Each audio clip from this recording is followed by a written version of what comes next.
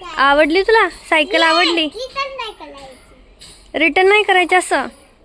तर रुद्रला ना इतकी प्रचंड सायकल आवडलेली आहे की आज सकाळी तो 5 वाजता उठला, कारण रात्री लेट आली होती सायकल.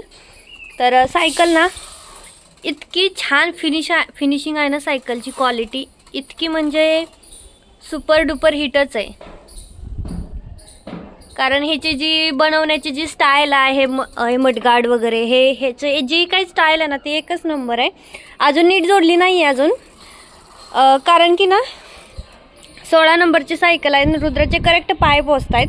तर आमचं असं चाललंय की 1 नंबर वाढवून घेऊ सायकल, हीच फक्त नंबर वाढवू, 20 नंबरची घेऊ, म्हणजे साधारणतः 8-9 वर्षापर्यंत जाईल. कारण त्याची हाईट ना त्याच्या एजपेक्षा जास्तीच आहे, त्याच्यामुळे. हा, आणि दात पण हलायला लागला आहे ना. पडेल, कधी पडेल आता? कधी पडणार आहे दात? दाखव दात. 2 दिवसांनी? अरे गे गे गे. हा, झालं. आवडली सायकल? तर रुद्राची सायकल आली आणि त्याला आत्तापर्यंत आम्ही खूप सारी खेळणी घेतली, अगदी ढिगभर घेतली. पण सायकलमध्ये जे त्याचा म्हणजे तो एवढा खुश झाला ना. आम्ही बघायला गेलो ना, पहिल्यांदा आम्ही दुकानामध्येच बघितली होती. तर श्रीराम सायकल म्हणून आहे. त्यांच्या सायकलांची फिनिशिंग छान होती, पण किंमत बजेटच्या बाहेर होती. 5,500-6,000-5,000च्या खाली ह्याची सायकल नाहीच आहे. ह्या नंबरचा जो नंबर आहे ना ते. आणि नाव काय ठेवलंय सायकलचं? आणि पहाटे 5 वाजता उठलाय. 5 वाजता. आणि माझ्या सायकलला काय झालं असेल का? तिला भूक लागली असेल आणि टोस्ट चारायचे आहेत आणि बदाम चारायचे, काय काय काय नुसतं. तर डायजेल नाव ठेवलंय वाटतं त्याने, कुठून शिकून आला माहीत नाही. आणि मग तिथे आम्ही बघितलं होतं, पण नाही, बजेटच्या बाहेर होत्या त्या सायकल, खूप महाग होत्या. त्याच्यानंतर आम्ही जी छोटी दुकानं राहतात ना सायकलवाल्यांची, तिथं पण बघितलं, पण तिथलं कमी होते. 3,000ला भेटत होती, पण फिनिशिंगच नव्हते. उगाच झंकी पंकी. ती मडगार्डला क्वालिटी नव्हती ना, त्या हे जे टायरच्या ताराच्या तारांना क्वालिटी नव्हती ना, कशालाच म्हणजे क्वालिटी नव्हती. ते उगाच घेतल्यासारखं वाटायचं. मग म्हटलं नाही, मॅटचीच फिनिशिंग राहिली पाहिजे, सायकलची फिनिशिंग चांगली राहिली पाहिजे, पण आपल्याला बजेटमध्ये पण बसली पाहिजे. त्याच्यामुळे मग याचे पप्पा, रुद्राचे पप्पा म्हटले चल एकदा ऑनलाईन मागू. मग ऑनलाईन ही आम्ही ना 2700ला घेतली ही वाली सायकल. 16 नंबर घेतला. म्हटलं होईल बरोबर एज.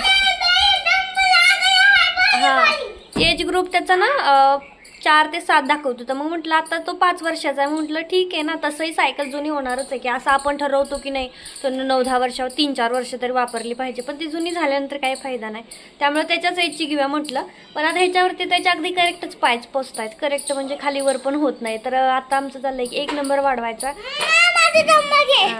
नंबर वाढवला ना फक्त 100 रुपये किंमत वाढती. 2700ला बसली, नंबर वाढवला की 2800ला बसली. हा, तर ह्याला फक्त आता घंटी नाहीये, तर ती आता बाहेरून बसवून घ्यायची आहे आणि एक वॉटर बॉटल ठेवायचं. हे 2 गोष्टी बसवल्या ना, 100-150 रुपये देऊन की मग झालं त्याची मस्त सायकल. ते रेडी झाली. पण आता ही रिटर्न करणार आहे आम्ही. टाकली मी रिक्वेस्ट रिटर्नला, आता येईल थोड्या वेळाने. तो घेऊन जाईल माणूस आणि मग पुढचा नंबरची देईल. म्हणजे एक्सचेंज केलेली आहे, नंबर फक्त मोठा घेतलाय, बाकी सायकल हीच राहणार आहे. कलर फक्त ब्ल्यू घेतला ह्यावेळेस. हा रेडमध्ये होता, तर म्हटलं तो ब्ल्यूमध्ये घेऊ, ब्ल्यू शेडमध्ये. तर ती येईल. आता ती जी आहे ना ती 20 नंबर आहे. 20 नंबरमध्ये दाखवते 7 ते 9 वर्षापर्यंत एज दाखवते 20 नंबरमध्ये. पण त्याला ती बसेल असं वाटतंय मला, कारण ही खूप जरा छोटी होती. हा, आणि त्याचे डंबल, चल डंबल उघडायचे आहेत अजून, डंबल. तर आमच्या रुद्राला आणि त्याच्या पप्पाच्या मानगुटीवरती भूत सवार झालंय की नाही, एक्सरसाइज करायची आहे. कारण मी सारखी न ओरडत राहते, काय व्यायाम नाही करत, कसं एकदम नुसतं अंग सुटायला लागले वगैरे. आणि जिमला जात नाही, ते होतच नाही जिमला जाणं. आता इथं तर पॉसिबलच नाही. सकाळी 6ला जात आहे, संध्याकाळी 8ला येत आहेत. मग रोजच मला म्हणे स्वतःसाठी काय ना काय घेते. मी एकच गोष्ट मागितली, डंबल्स, तर ते पण नाही घेत. तर मग फायनली मी मागवलेत. 3-3 किलोचे आहेत हे. आता बघू त्यांना कसं वाटतंय. दोघांसाठी, दोघं करायचं. अजून बाकीच्या पण आम्ही गोष्टी जिमच्या घेणार आहे, एक वाढवणार आहे. कारण घेतल्याशिवाय ते लोक करणार नाहीयेत. आणि त्यांचं म्हणणं आहे की मी करतो, तो घेऊन घे फक्त. आता बघूयात किती करतात. जास्त महाग तर नाही बसली. एक डंबल 3 किलोचा आहे, जड आहे 3 किलोचं आहे. मला ते काय म्हणतात बघू. आमचा रुद्र दिसतोच फक्त बारीक, पण त्याच्यात जी ताकद आहे ना प्रचंड, माझ्यासारखं आहे त्याचं. त्याच्या पप्पाला जेवढं होतं तेवढं मला होतं. तर ह्याच्यासाठी हे एकदमच बरोबर आहे.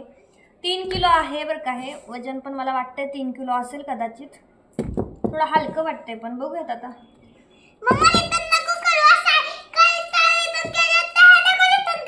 नाही रिटर्न करत.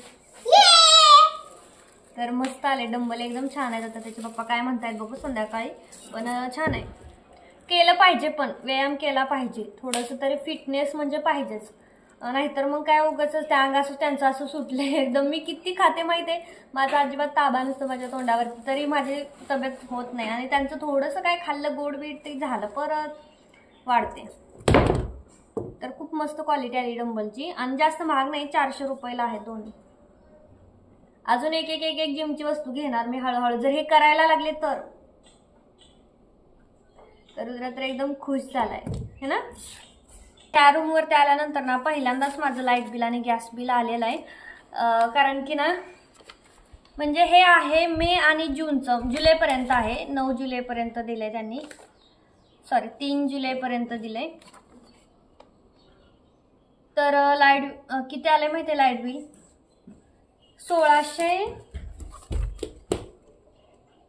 1557 रुपये आलेलं आहे लाईट बिल. 1557 रुपये 2 महिन्याचं. आणि गॅस बिल आलेलं आहे 588, म्हणजे 600 रुपये गॅस बिल. तर हे 2 महिन्याचं आहे, फक्त 2 महिन्याचा. तर हे अजिबात परवडत नाही आहे. परवडण्याच्या खूप जास्त महाग आहे. कारण आधीच्या रूमवरती होते तिथं 15 दिवस राहिलो होतो, तरी पण त्यांनी आमच्याकडून 15 दिवसाचे 500 रुपये गॅस बिल आणि 500 रुपये लाईट बिल घेतलं होतं 15 दिवसाचं. तर इथं राहणं ना, म्हणजे इथं येण्याचं एकच रिझन होतं की पगार वाढ वगैरे हे. आणि जे काही वाढ झाली तर ती आता सर्व ह्याच्यामध्येच चाललेलं आहे. म्हणजे सेविंग नावाची गोष्टच नाही. जेवढं पण कमवायचं आहे तेवढं खर्चच इतका डबल टिबल खर्च वाढलाय. तुम्हाला बघितलं होतं तुम्ही, मी ज्यावेळेस दमनची रूम सोडली ना, त्या जी लास्ट मंथ होता त्या लास्ट मंथचं आमचं 14 रुपये लाईट बिल आलं होतं. 14 रुपये. त्यामुळे आम्हाला तिथं लाईट बिल वगैरे असलं काहीच नव्हतं. आणि गॅस बिलचं तर ठीक आहे, आपण काय आम्ही टाकी लावायचा विचार करतोय, कारण हे 600 रुपये 2 महिन्याचं नाही. परत 2 म्हणजे नाहीच आहे.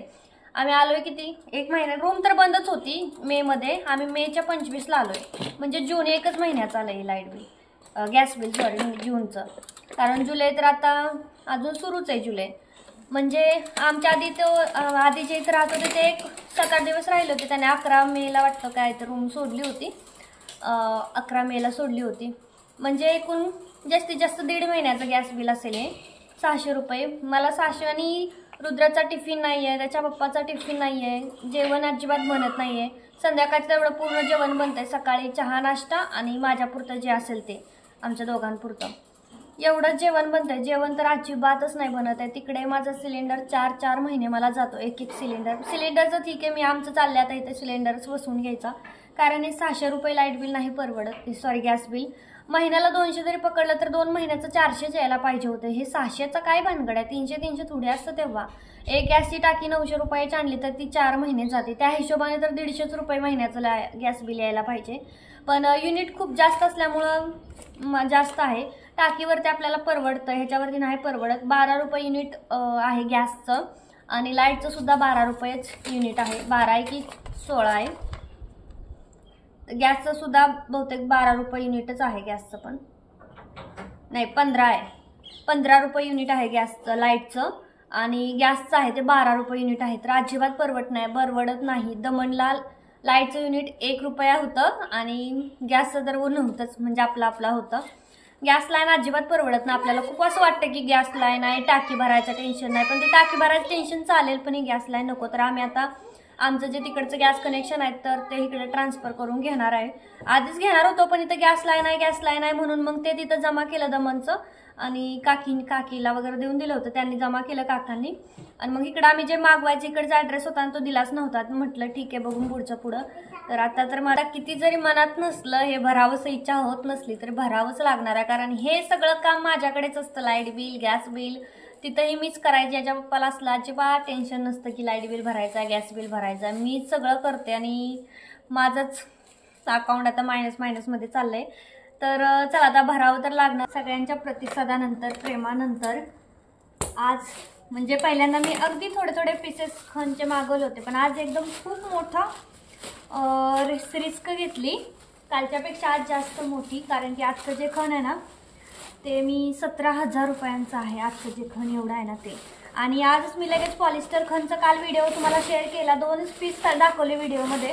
तर खूप सारे पॉलिस्टर खणसाठी सुद्धा लगेच रिस्पॉन्स आला. त्याच्यामुळे आज परत त्यांच्याकडे पॉलिस्टर खणसाठी ना एक 300 मीटर खणाची ऑर्डर मी त्यांना दिलेली आहे पॉलिस्टरमध्ये. पॉलिस्टर खण ना खूप छान आहे कॉटनपेक्षा. कॉटन जे महाग राहतं फ्रॉकसाठी ठीक आहे, पण पॉलिस्टर खणचं कसं आहे धागे वगैरे निघत नाही त्याच्यामुळे, त्यामुळे मला ते जास्त बरं वाटतंय पॉलिस्टर. आणि थोडं कडक पण राहतंय. ते कॉटनमध्ये येतं आहे. जसं की तोरण वगैरे करायचं आहे किंवा असं दुसरं काय बनवायचं आहे त्याच्यासाठी पॉलिस्टर खण मस्त आहे. तर आज आलेले कलर बघा कसे आहेत. हा ना पर्पल आहे थोडासा पिंक शेडमध्ये, त्याला बॉर्डर येलोचे आहे.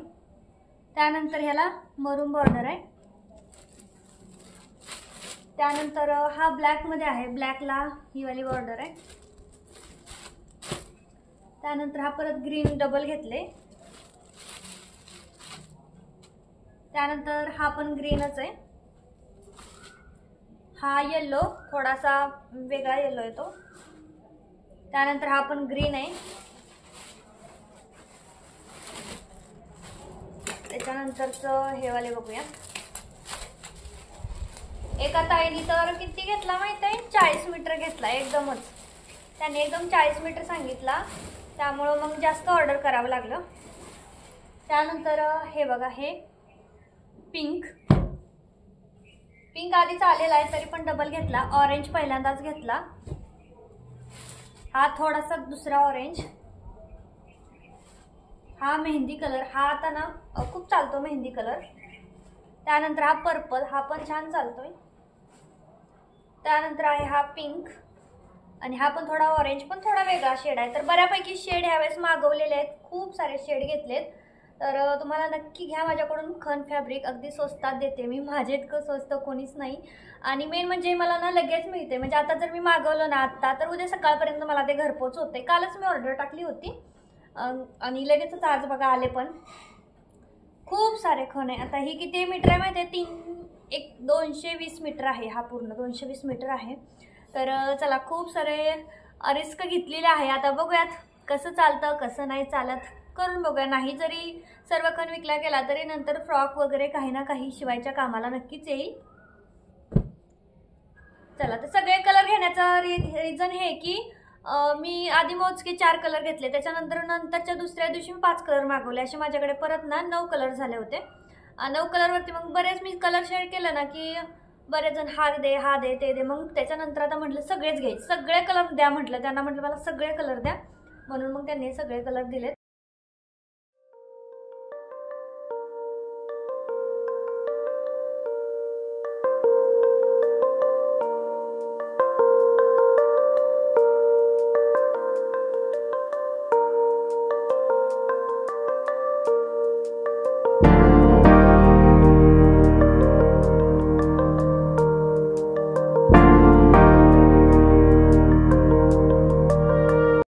तर आता दुपारनंतर इथे मी लागली कामाला. मला शिवायचा होता नेटचा ड्रेस.